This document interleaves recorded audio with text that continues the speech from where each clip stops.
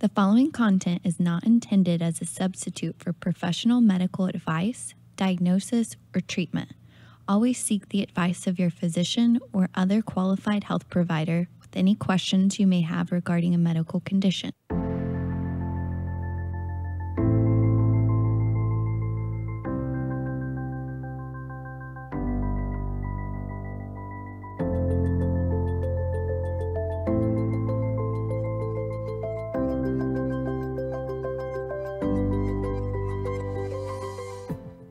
You're listening to the Everyday Therapy Podcast. I'm JC Rader.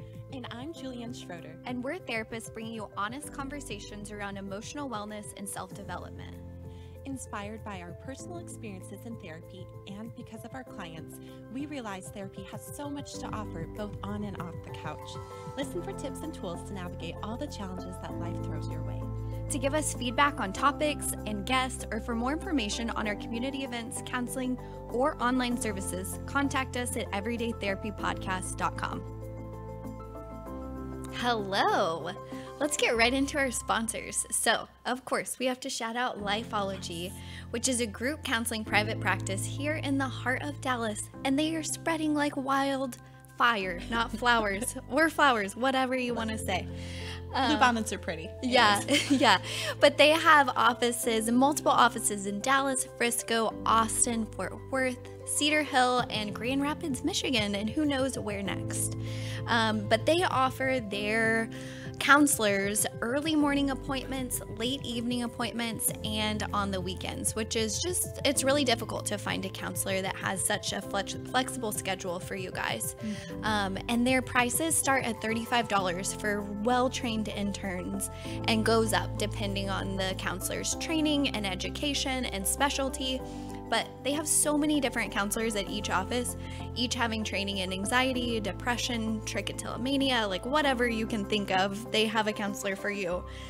So their motto is creative solutions to stuck problems. And yeah, this is what we're all about, guys. So definitely check them out and let them help you. Yes, absolutely. And on that note of creative solutions to stuck problems, Lifeology has created the Lifeology Institute of Psychotherapeutic Yoga. Yes. The Lispy School. It is an awesome school that really integrates Western and Eastern approaches to healing and wellness with the mind-body approach. So it targets mental health therapists, yogis, and just other people really looking towards self-development through their psychotherapeutic yoga teacher training program. And they have a new cycle coming up targeted just towards mental health professionals starting here in May. Both JC and I are graduates of this and use the work with our clients, for ourselves. It's really amazing work to help you develop yourself, self-awareness, skills, tools, all that jazz. So check them out. We love Lifeology and Lispy. But let's get into our topic today and introduce our guest. We're so excited. Nikki Nova. Hello. How are you? Hi, ladies. Thanks so much for having me. Yes, we're so excited to see you again. We first met in Austin at the Good Fest. Yes, yeah. Was that 2 weeks ago? Yeah, 2 weeks ago. And we got to hear Nikki speak and just fell in love with her and heard the topic that she was talking about, and we were like, we want more. We want more. We need to share this with our listeners. So glad to have you on. Yeah. Can you tell us a little bit about yourself, just kind of in general, to give our listeners some info? Yeah. So hi everybody. I am based in Miami, Florida, and I'm a spiritual teacher and medium with a focus on dating and relationships. So I started off my work, we were talking off air, but I started in 2008. I was an editor at the time at different fashion and beauty magazines. And I really, it's like when blogging was getting popular and I wanted to start a blog because I wanted to, just kind of move in my career. I had a boyfriend at the time who was telling me you're so amazing. You should be writing, people should hear your voice. And I was like, oh, I'm amazing. He thinks I'm amazing. So I started this blog that he started for me. And then like 2 weeks later, he dumped me. And I was like, great. I thought it was amazing. And, and then I kind of just found myself stuck with this thing that I didn't even really want. It's kind of like when you're in a relationship and like they leave you with a dog that like you never liked in the first place, you know? You're like, I didn't even like this thing. How am I stuck with it? So I thought, well, I'm just going to, I'm going to go on a bunch of dates. And I'm going to write about it. And then he's going to miss me so much because, of course, he's going to be reading every blog post. And he's going to be so jealous. He's going to be so jealous and beg for me back, right? Like, and, propose to me, I guess, too. That's probably what I was thinking. But that did not happen, spoiler alert. But I did, really started finding my passion and my voice in that space. And I didn't even know people were reading my blog, but they were. And that was really kind of what propelled me, into this world.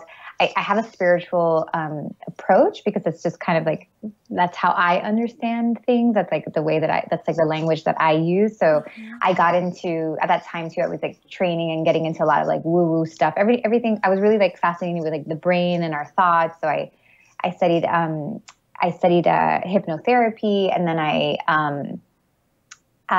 also like got into like Reiki and all these different like healing modalities, like different energy healings, and just really kind of used all that stuff to start my work. So it's a little bit of a mix of everything, but yeah, like, the base of my work right now, I do a lot of readings, a lot of like one-on-one sessions where I'm actually like reading people's energy and helping them see what's going on. But more than anything, like I do, obviously I'm teaching dating, but I really try to teach people to come back to their own intuition. Because I really do feel that, I don't know, dating's this place that there's just so much shame. Like it's almost like something's wrong with us because we can't find a person, which is bizarre. But then we're not allowed to talk about it either. And we're not allowed to like pretend we want it. Like we're not supposed to like pretend that we want love.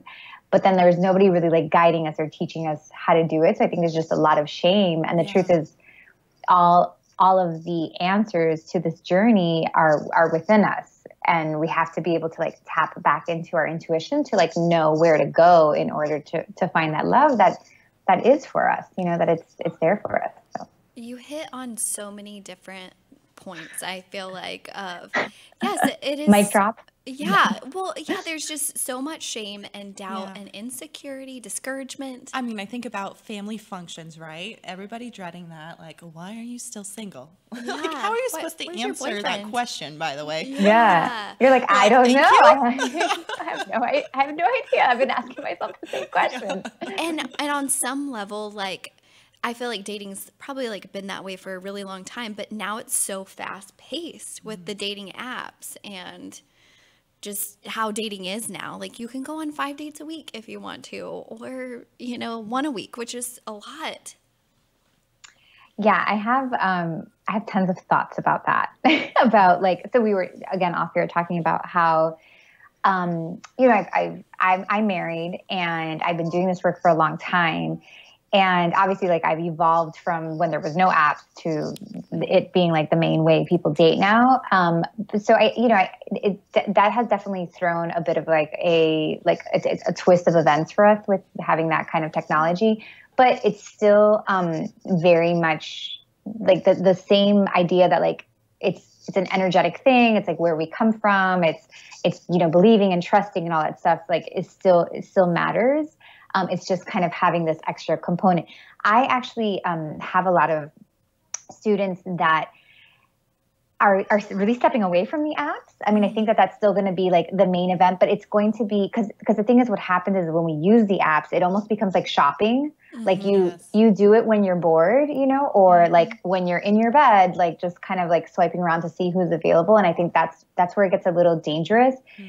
In my book, I talk about like intentional swiping, like conscious swiping, where like, it's like anything, like, okay, we don't realize like how much power like we have in this thing. Like, we take for granted that this phone, we just think like, oh, it's like part of us, but there's just so much power in there. So like when you're about to get on those apps, I think it's very important that if that's how first of all, does that feel right for you? Because sometimes the apps do not feel right. And if it doesn't feel right, then like you're not going to get the right, you're not going to connect. That's so right? good. What's your motivation? What's your intention? And Right. almost like I don't, maybe you'll get into this, but almost like setting an intention before you do it, or Yeah. like praying or meditating or whatever it is. We're on the same vibe. That's exactly what I mentioned in the book. Like, okay, guys, like we don't just pick it up out of like, kind of like, when you, I have like a thing for chocolate chip cookies, and sometimes like the chocolate chip cookie will like already be in my mouth, and I'll be like, how the hell did you get here? And that's like kind of like the app situation. Like you're on it and you're like, oh my God, how did I even get here? And it's because there's no intention, right? Like you're doing it out of habit or anxiety or whatever. So I always recommend like making it a sacred moment, being like, okay, like I'm so grateful for you, app, like to give me the opportunity to meet somebody who's looking for the same thing that I'm looking for. Like I'm so grateful for this, technology that we have, and it's such a beautiful thing. And my intention is to get on this and to remember all the things that I'm trying to attract, saying my prayers, like asking, whatever it is that we believe in, your guides or your grandparents, like that have passed, like Jesus, God, whatever, to guide you and to help really turn on your intuition at that time to be able to energetically feel the other person and choose the right person for yourself, right? So it's a sacred moment, and I think that's where we forget. Yeah, and I'm curious, with your students, clients, do you have them check their energy going into that? Yes, that's thank you for that. That was a good point. Yeah. So a lot of the times it's like, okay, like again, I've had clients that we've had to like detox them and like take them completely off the apps, to like actually turn them off, erase them from the phone, right? Like delete them. And then taking a little bit of time and then a few weeks coming back in, because at some point, like we have a relationship with everything. So we have a relationship to the app, and kind of making sure that there's a clean, energetic, like back and forth with this app. Because if I'm going at it thinking like, oh, this shit never works. Excuse me, am I allowed to curse? Yeah, please go for it. Please do. This stuff never works for me. This is whatever. This is stupid, or I hate this, or whatever. Then of course, yeah, like what do you think you're going to get out of it? So definitely being like, okay, if you've decided that you feel you're being called to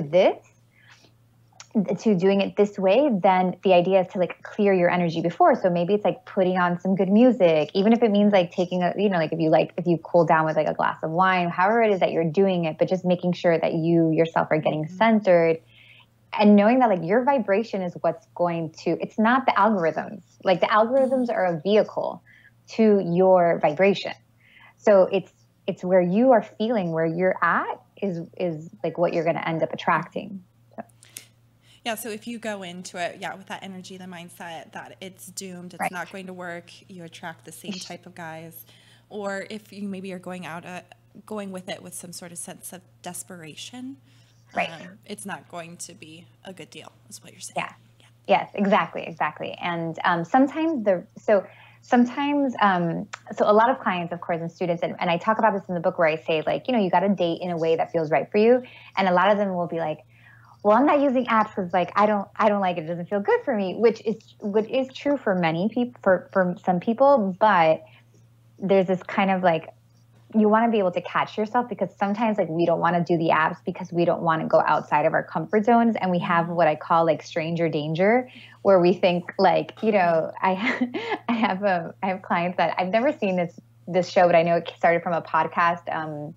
It's on Bravo. It's Catfish? called Something Joe? No. Dirty John? Dirty John, thank you. Oh, gosh, yes. I don't know, but it sounds bad. Well, Don't watch it. Don't watch it. yeah, it's basically like a guy, correct me if I'm wrong, Nikki, but like this girl starts dating a guy and he's just a pathological liar, con man, and just totally takes her through the wash. Ooh. And they met like online or whatever. So of course, like it's like that's the one like incident. Worst case scenario. Yes. Worst case scenario. But so I have a lot of clients that think like that, that can happen to them or whatever. So they want to not go on the apps, but you do have to check yourself and be like, what's working for your best friend may be the opposite of what's going to work for you. So you have to be like, okay, there's a difference between like being afraid of of going outside my comfort zone, that might be like, oh, I can't believe I'm doing this. And a difference between like, no, like that is not the right thing for me. Like that's not a good fit for me.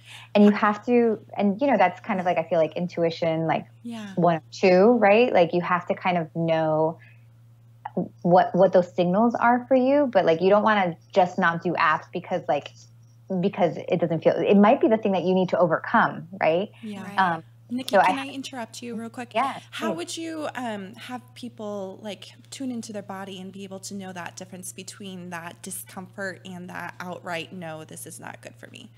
Could you describe that? Yeah. I mean, I'm a pretty like big believer in having somewhat of a morning ritual. To me, like that meditation and that centering is like a non-negotiable. So like making sure that you're having some sort of routine for yourself, especially when you're trying, because basically like you're currently experiencing some sort of lack. Like you don't have the love that you want, and you're like, okay, I'm not crazy about my present. I would like my future to have like somebody who I love in it. So, a lot of times we're kind of just wishing and waiting. I have people call me all the time and be like, tell me what my future is. And I'm like, no, your future. I'll tell you tell me what you're doing today, and I'll tell you what your future is, because we don't realize that like, we have free will, and like what we're doing today is basically creating this future. So if we're not really doing anything different to bring that, love in, then chances are, like that we're going to kind of keep in the same place. So I really do believe like being like, okay, obviously there's something a little off here. I want to understand myself and understand where I'm being brought. So I'm going to spend 10 minutes every morning with myself. And like, once you get to like, even just sitting in the meditation, like being able to just close your eyes and just sit there, like that's already like the beginning of your relationship, because you're not going to be able to understand what your body cues are unless you're slowing down and having a point of reference, right? Like being like, oh yeah, like I know myself because I sit with myself every 10 minutes. So when I'm in, when it's 5 o'clock in the afternoon and I'm swiping, like I can feel myself because I have that point of reference from that thing that I do every morning. So I think that like having that base is really important to be able to, and then, I think I really do feel that intuition is kind of like, it's an experiment. You have to look back at like, when was my intuition on and when didn't I follow it? What did that feel like? What does it look like when I feel my intuition and I'm right on, and kind of playing that and being aware of that, then therefore you're going to be able to like have that better relationship with it when you need it. Absolutely. That's so interesting. It makes so much sense. But asking yourself pointed questions of like, when did I feel really connected to myself, and like, what all did that feel like? What were my thoughts? What were my actions at that time? Mm-hmm. What was going on? That relationship to the body too. I mean, I'm sure, I would imagine you guys, you must talk a lot about that in your practice since you're in a yoga studio. But I think that if you're, one of the things that I recommend often is to have some sort of body practice, because, the way that it works is that, you're going to have thoughts, and then your thoughts are going to manifest into your body, and then your body is going to speak to you. So like your body, there's so much wisdom in your body, and everything is coming through the body. But if have been taught to hate your body, or if you move so quickly, or you're in your head a lot, sometimes we don't even feel our body, at all. So we won't even like feel the cues. So it's important to start even being like, okay, I'm going to start having a relationship with the body. Yes. Yeah, I love how you talk about like some of the ways that we can kind of disconnect from our intuition of like being busy and not liking something about ourselves, or maybe it's a thought or our body or whatever it is. Yeah. What are other barriers that you see from your clients that take them away from being able to tune into their intuition and follow it? I think that, like I'm sure that you guys get this all the time in your practice, but like there's a lot of, especially in dating, since I think that it's something kind of we haven't been taught. We don't always know like what to do in that scenario. So of course we go to like friends and family, and friends and family, like it's like that. I love like the advice of like, well, my mom said that when she met my dad, I was like, yeah, how many years ago was that? Like That's changed a little bit. I don't know if you watched The Bachelor at all, Nikki, but recently do you watch it? Yes, I love it. Did you see it? I'm manifesting being on that, not as a contestant, but being on that show one day. Yes. Putting it out there. And then do you want to manifest me to come on too? Yes. But at the very end of the last season with Colton, Cassie was saying, Cassie was like, well, when my mom met my dad, she had no questions. And I'm like, you've been dating him for 4 weeks. This is very realistic. I wanted to shake the TV during that time. I was like, were you like calling them? I was like, why are your parents like, but I get it. But that is like that's a real thing. And depending, and typically obviously in our early 20s, like that's going to feel more natural because we're still like becoming independent adults from our families. But it's not only in your early 20s. I have clients in their 50s who are like hanging on to their friends' advice, like if it was like Jesus Christ, like whispering in their ears, and no, like even myself, like a big part of, of course, I'm highly intuitive, but I'm not here to take your intuition away. Like I know that your intuition is just as strong as mine. I use mine all the time. So, I'll have clients or students and ask me to like, well, what do you think? And I'll be like, well, what do you feel? Like you really have to, kind of do the work and get back on track. So one of the things that really takes us away is like listening to what other people think about our love life. And, the truth is like only we know, like only we really know.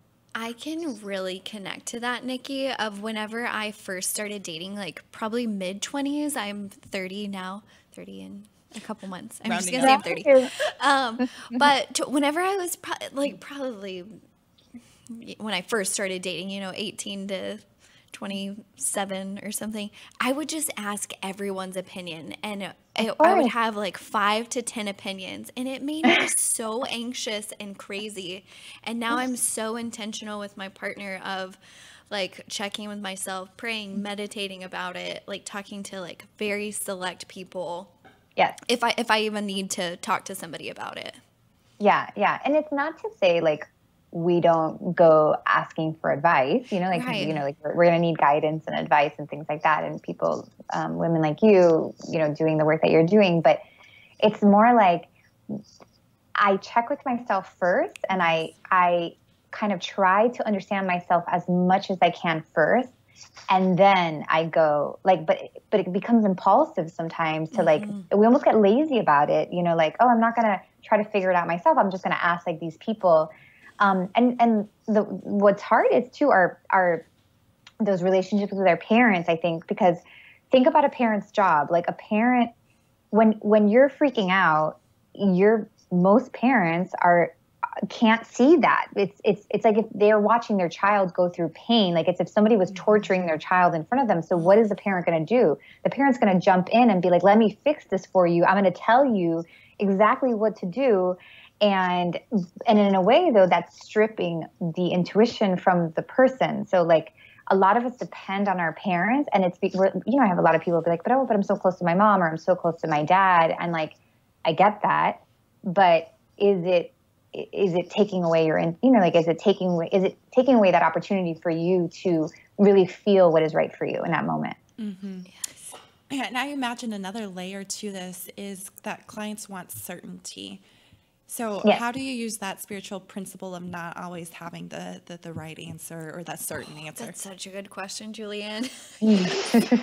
Tell us, Nikki. We need help. I have lots of thoughts about that. I think number one, no matter like how advanced you can be in your spiritual practice or like your knowing or your level of intuition, even if you've kind of mastered that, we live in a universe with mystery and like there are certain doors that we cannot cross over. And I think that we need to be okay with knowing that like we're not going to know it all. Like that's not the point. Like there's kind of like as a child, like there's things that are kept from us in order to protect us. So we're not always going to know everything, and that's okay.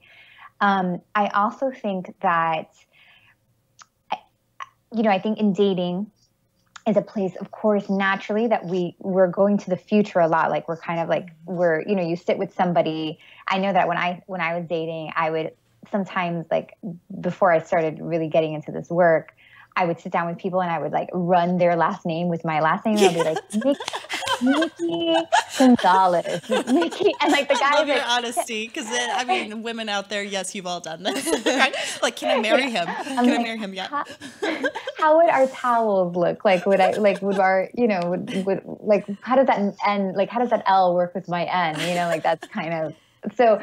But in that moment, like what's happening, right? Like you're not present with the person. And I say like a story in the book, but I'm kind of like, you can be like monogramming towels in your head and the guy could just be like, you know what, on the way here, I ran over this dog and I just kept on driving because like the guy could be telling you that he just murdered somebody, but like, you are not hearing it, right? Because you're not hearing it because you're like monogramming towels. So I think that in dating, it's natural to like want to know because it's frustrating. It's very uncomfortable. You're putting yourself out there all the time. So it's natural to want to know like where these things are going. But where we find success 100% and where we seem the most attractive too is when we're present, when we're able to be like, you know what? I don't know where this is going, but like, I'm enjoying this moment, like right now. And like, when it's time to know where this is going, like I'll know what's right for me because I've been doing this work. I've been like connecting to myself. I'm putting myself first. I trust myself enough that like, when it's time to be like, okay, is this going somewhere? This is not going somewhere. Is he, are we going to commit? Are we not going to commit? That I'm going to know. But like on date 2 or 3, it's okay for me to just be here and enjoy this and not have to think about where this is going 10 years from now. Yes. Speaking of that, Nikki, I'm just curious if you kind of help clients with the timeline at all of like kind of what the process of like dating looks like, of like markers, or do you help them like figure that out on their own? Yeah, no, that's interesting. I vibe with you. I know where you're going. Yeah. Because, and this is something I've been like coming to understand more and more lately. Because, so the idea is like, usually we have like one date and some of us who get some of us who are like, have done the work to like get clear on what we want and feel good about like our intuition. A lot of times we can tell by date 1 if this is like a go or not a go. It's sometimes you'll be like, oh, maybe I need a date 2. So I feel like date 1 and date 2 is kind of like, I'm trying to figure it out. Like I'm trying to decide if this is even worth like future dates. Mm-hmm. And then there's like, and then after like the kind of idea of like, oh, okay, like it's worth future dates. That's where everybody gets like super tripped up. Like that courting phase, that phase between like just kind of deciding to give you a chance to like, are we going to be boyfriend and girlfriend or partners, whatever. Like that's where it's like everything becomes crazy. And what I have found, it's funny that you even know to ask that question, because depending on your culture and like where or who you've grown up around or anything, that period is so different. Some people legitimately think that like after date 2, if they decided this person's a good fit, they think that commitment should be right there. Because some people are like more loyal than others. Mm-hmm. And they think like, oh, by date 4, like I'm not seeing anybody else. Yet the other person is still seeing somebody else. And nobody's right or wrong there, right? Like the other person who's dating around is just because like, well, because his or her definition of commitment is very different than the other person's, which I have found that I have one student who is Indian. So it was so funny, like we working together, we realized both of us at the same time, we were like, oh, you don't know what courting is, because she'll be the first one who is not having an arranged marriage. Wow, so of course, totally like different culture, there's no courting. You know what I mean? Yeah. So like to her, like if you want to blame her and be like, why did you get attached to this person like so quickly, like after date 3? But the truth is like from where she comes from, you do get attached at date 3. Yeah. Because, so I think that is going to be different for everybody depending, but it's an important thing to note. It's an important thing to be like, where are we in this process? What's my understanding of this process and what's their understanding of the process? And I think culturally, like if you're dating in America and you're, like like I do think that there's going to be date 1 or 2 is, is this even going to go, like, do I even like this person? And then like 3 to whatever is that courting phase. And that's going to be like, I don't think you can necessarily wait for commitment until there's like a true conversation about like you. And I don't like the idea of committing within a couple of weeks. I think that we, some of us, like a lot of people talk about connecting and being able to connect to people and have connection or depth. And I'm totally down for depth, but I think that depth is like a flower opening. It takes time. So if you tell me, oh, we're so deep and it's only 2 weeks, I am going to question that. I think that's valid. Absolutely. Yeah, for a lot of reasons. I'm like reflecting on my own dating history. Like, yes, that is correct. But I mean, another aspect of this too, outside of like culturally, I think we come from this perspective of like attachment styles. And so there's so much going on that, I think part of being able to kind of deal with that anxiety about, is this right? Is just understanding, you're figuring each other out. Yeah. Right? Yeah. Have you read that book? Is it Attached? Yes. Oh, okay. I haven't read it, but a lot of my clients like it. It's so good. Yes. Definitely read it. We want to do an episode on it. So maybe we'll let you know. Okay. Yeah. No, I've heard, and I think that like, attachment, I think just overall, like the more it's hard because you want to have your heart available, but you also don't want to be attached because you don't, you don't know. So I think that's where things get like really, really tricky. Yeah. So with your client, like from another culture, like comes from arranged marriage, like do you work with her on kind of building the relationship that she wants to have, and like what does that look like, or dating relationship that because that's like a full on like training process of coming out of that mindset. Yeah, with her it was interesting.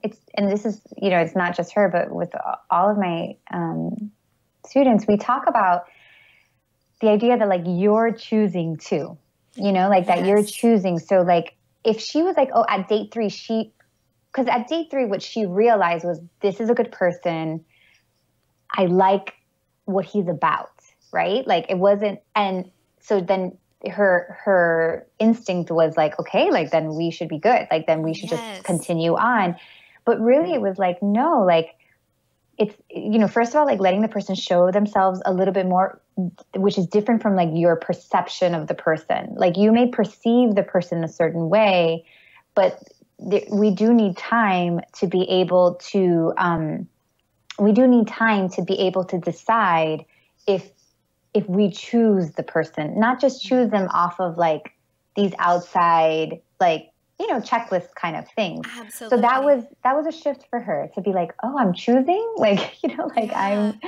So a part it seems like of your work is like not only the intuition, but like setting, also like kind of correcting like some of the kind of maybe limiting beliefs that you have around dating as well. Like integrating that. Yeah. And like kind of, I think making sure that you're coming from a place that it works for you. And I don't know if that's boundaries.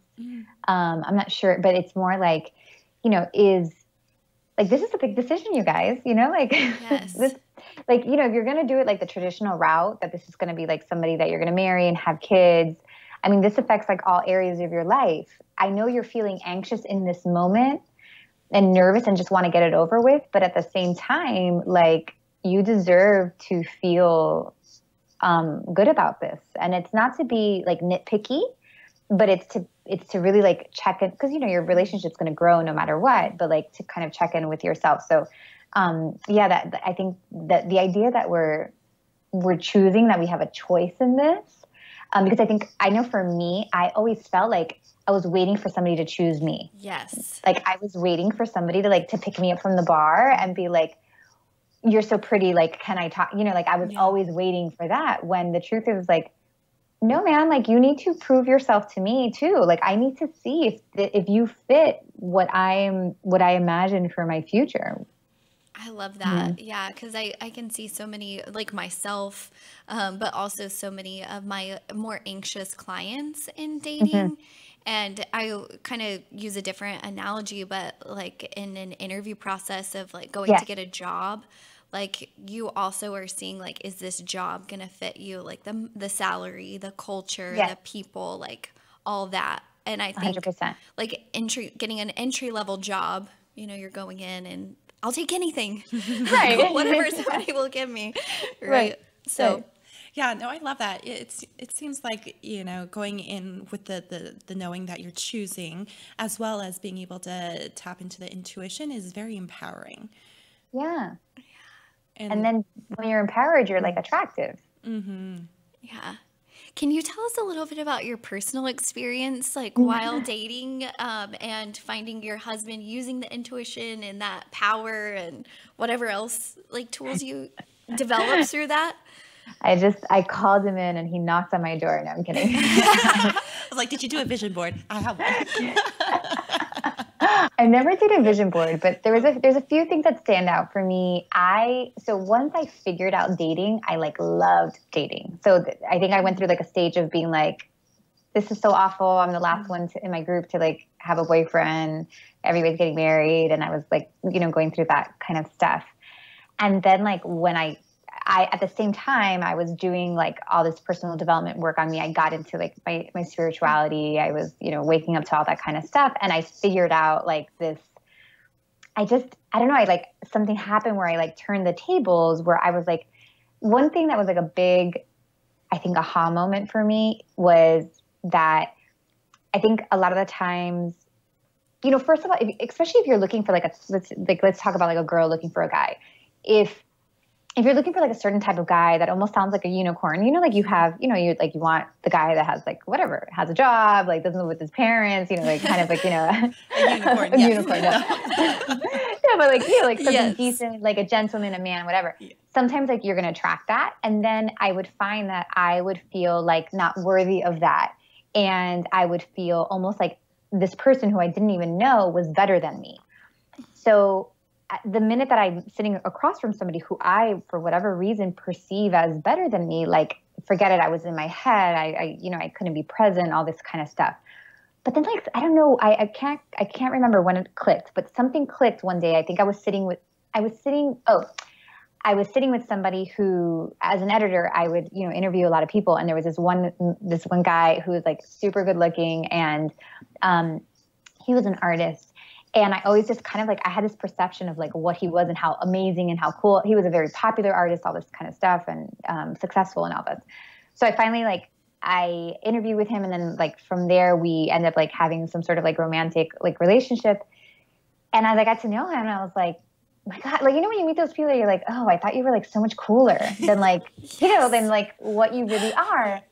And that really like switched for me, that I was like, everybody's like just trying to figure it out. Like even the freaking, I don't know, like the celebrity that you look up to whatever leader of whatever country, like your parents, everybody, like nobody is better than you. Like I just kind of like, I had this, like moment. And I think when we level that pedestal, like, because a lot of the times like we constantly put people on these higher pedestals than us, and it's so hard to sit down with somebody who's on a higher pedestal than us. Better. Like it's impossible to like feel attractive and to feel good about yourself when you're constantly doing that. So when I did that, like the opposite happened, where like I started like psychoanalyzing everybody. I would just sit back and be like, mom issues, like dating anxiety. Like I had all these, like, I was just like, I had this like one guy who was like ready to like change like religions for me, because like he was just like eating out of my hands, and I wasn't doing it on purpose. It was just like, I sat there and I listened to him, and I knew that he was like not better than me. And he had never experienced that, because most women thought that he was a great catch. And it's not that he wasn't, it's just that when you humanize the person, I don't know, things just change. So that was like, when that happened to me, like I was able to enjoy dating. And on the contrary, when I met my husband, like the sense was that like he was ready for commitment. And I was like, but I just started having fun with this thing. Dang it. Oh, you're a good catch. So yeah, so I dated him for, there was a few interesting things about him. I met him at my best friend from childhood, like that we've been best friends for a really long time, her engagement party, which I thought was interesting because I think a lot of times we're like, oh, there's nobody out there, or I know all of my friends' friends. And this was just, he was a friend of my best friend's husband, and they had been dating for a long time. We had just never met. We had never crossed paths. And like, there he was, like at the engagement party. So I think it's always interesting to note that, like, even though you think you have all these assumptions of like where you're going, who you're going to know, who, like how you're, like, we're always trying to figure out the how, like, how am I going to meet that person? And I mean, if you really open it up and allow mystery to take its course, things like this can happen. So I mean, meeting somebody, I knew every single person at that party except him. And, you know, like, what are the chances? So I think that's always important to note. Yeah, and an abundance principle as well, right?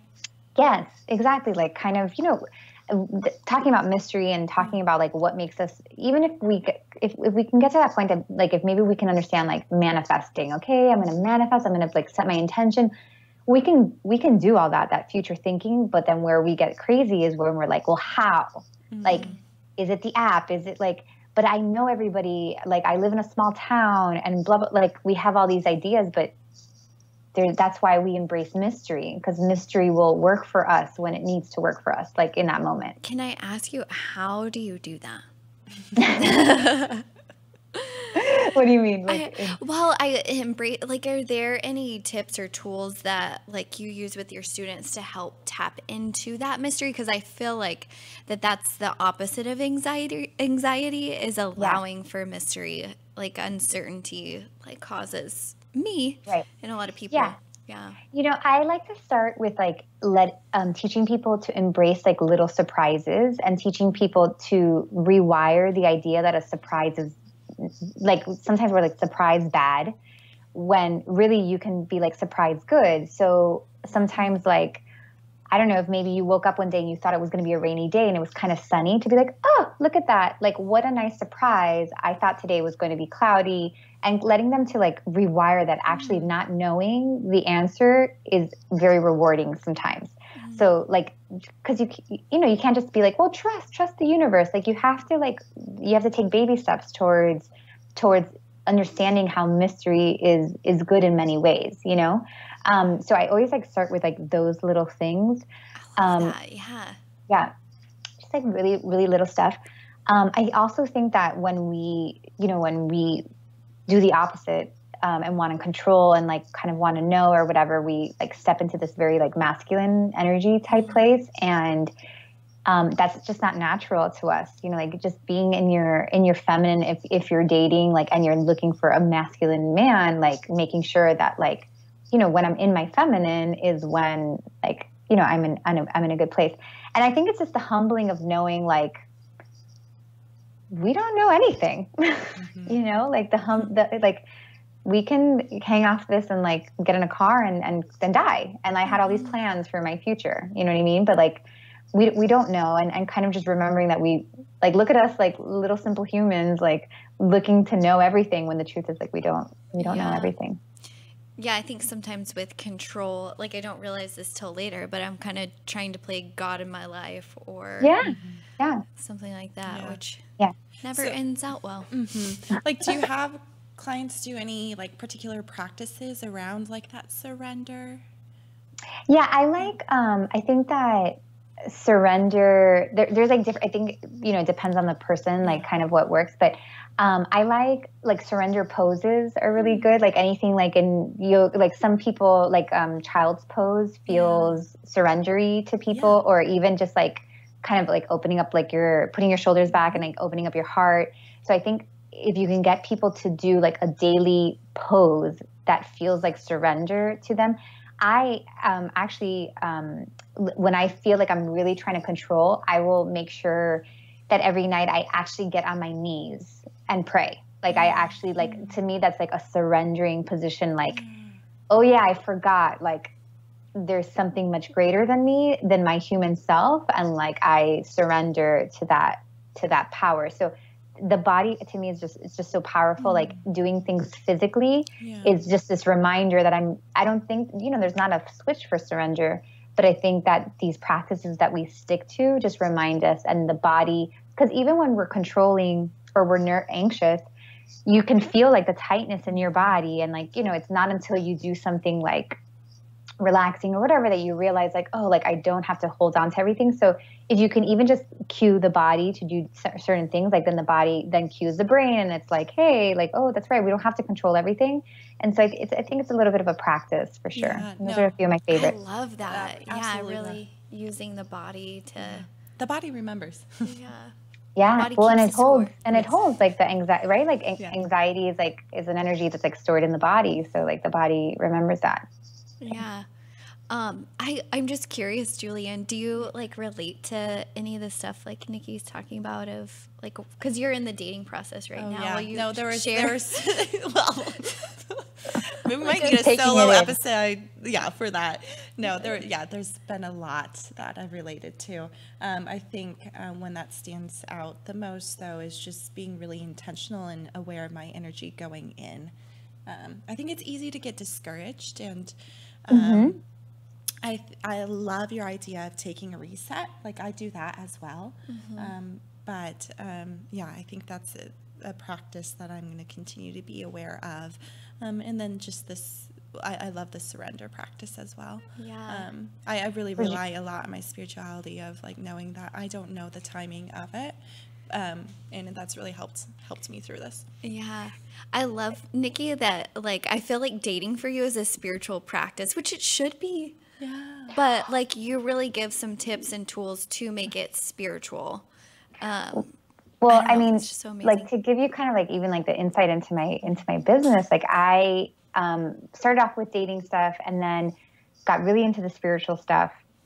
And all I wanted to do was like talk about taking your spiritual journey. Like that's all I wanted to talk about. And I realized that like that wasn't super exciting, or it wasn't necessarily, there was no pain point, and I sure, I'll do that at some point. But it's unfortunately, it's until like we're suffering, like we're in something until that like wakes us up, which is my story, right? Like it's this thing that wakes us up to then start to take these steps. So I just found like, I'm like, oh my God, like dating is like a call to self, it's just like, it's an awakening. And I think I really do feel that like your thing might be like, you're trying to figure out this dating thing, but then like maybe your thing is like trying to figure out like money or something. And when that like, and then, but her thing, she might be like good with money, and you might be like, oh, it's so easy for me to date. Right. But I really do feel like those are the opportunities. Like those are the opportunities for growth. Like that is our, like life is calling us. Like, it's not that you're not supposed to be with somebody, it's not that like your fate is to be alone. It's that there is some sort of like misalignment happening right now, that like your desire is not like connecting to, is not manifesting. It's like not, becoming like, and taking that as an invitation, as an invitation to be like, oh my God, thank you so much. Like, thank you for this little challenge here. I love that reframe. Yeah. And like, it's the thing that's going to guide us and open us up in like so many ways. And the truth is, if we weren't experiencing this kind of lack or pain, we wouldn't do the stuff that our soul needs to do in order to evolve and expand. We would just be like, la, la, la, like, but love is like, like it's, and I find it so romantic. I'm like, of course, a hopeless romantic at the end of the day. Like, I mean, I just find it like look at all the stuff like I did to find my husband, like, and it was so worth it. And it was like I was committed to him way before he was like in my space, because I was committed to like, I think about like, I was committed to him and I was committed to my children like years before I met their dad, because I was trying to come back to wholeness, not to be like lovable, but to like be me and, back to, that wholeness in order to like, to be able to be in the right place as he was. And then, to also be a good parent eventually, like, and it's because of all the stuff that I did before. So I just find it's like it's just a romantic gesture to do for like the person that you're not even with yet. Absolutely. What Sweet. Yeah, what a beautiful way to look at that. Yeah. Absolutely. My goodness, Nikki, like you have had so much to share, and wondering before we tell our listeners where we can find you, is there anything that you haven't shared yet that you really want them to hear? Yeah. What would you tell your younger self if you could speak to her? Those last words. You know, I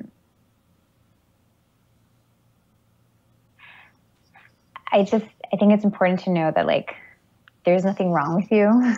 You know, that if you have not happened to be able to like get to where you want, I feel that is in your protection, that sometimes there's just like a few things that we need to feel better about ourselves in order to really commit with like the right person for us, rather than like settling for like a few stages behind.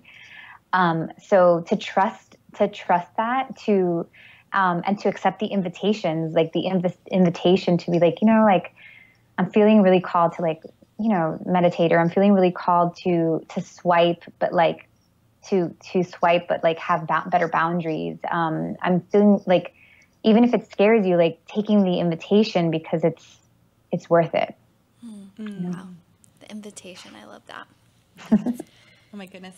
All right, Nikki, you mentioned your book. Can you? The Final Swipe. I love the name. Oh, thank you. Yeah, it's on Amazon, and we want to give one away to your listeners, right? Oh, Nikki's Yes. so generous. We're Yes. so excited. And you can find it on Amazon if you don't win it. Yeah.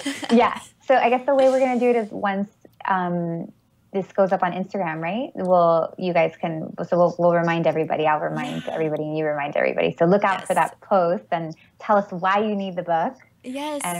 And we'll see who wins. Perfect. That'll be fun to read everybody's responses to. Nikki, how can people work with you? I know you have a website. What are the different capacities that people can work with you? Yeah, no, thank you. So we have the book. I have one-on-one sessions that are very popular. They're readings, so I'm able to basically read the energy and also see like what your blocks are, like kind of, it's like a fast forward into like I can see right away like why there's like a disconnect. So those are always helpful, and they're a nice like start into this process. And then I have a membership program where there's a portal with a bunch of resources, and I also answer questions live once a week in like a group setting. So I'm so in it with all these. Everybody like knows everybody's like dating life at this point because like we're how cool. I want to join. Yeah, and you know, and you were saying like it's hard to stay, you know, positive, and of course that's part of it, right? Like being able to like stay optimistic and all that kind of stuff. And in the group, that's one of the things that I worry about, because it can be really easy to be like just a complaining fest. Mm-hmm. So I make sure that like we share our wins, you know, today I like set a boundary. Today I like left the guy that I knew who has been like dragging me along, like all that kind of stuff. And like that reminds us like, oh, you know, we're all rising together. So that's been very, and then, you know, some of the girls get boyfriends, and that's always exciting, and you know, all that stuff. Awesome. Yeah. And that's nikkinovo.com, correct? Yeah. Yeah. NIKKINOVO.com. Okay. We'll post everything in our show notes, and then again on Instagram and all of that. Well, Nikki, it was such a joy to talk with you, and we so appreciate you sharing everything. I feel like we could talk for hours on this. I wanted to ask you more questions. We're out of time. Part 2. Yes. Yeah. Well, the part 2, the next book is about like, okay, like how to kind of close the deal and like the beginning stages of a new relationship. Like how do you even make that work? You know, so that's where you are. When will that drop? Oh, I know, not probably for not like a year. Okay. Well, we will be looking out for that. Yeah. Cool, Nikki. Well, thank you so much. Yeah. Thank you.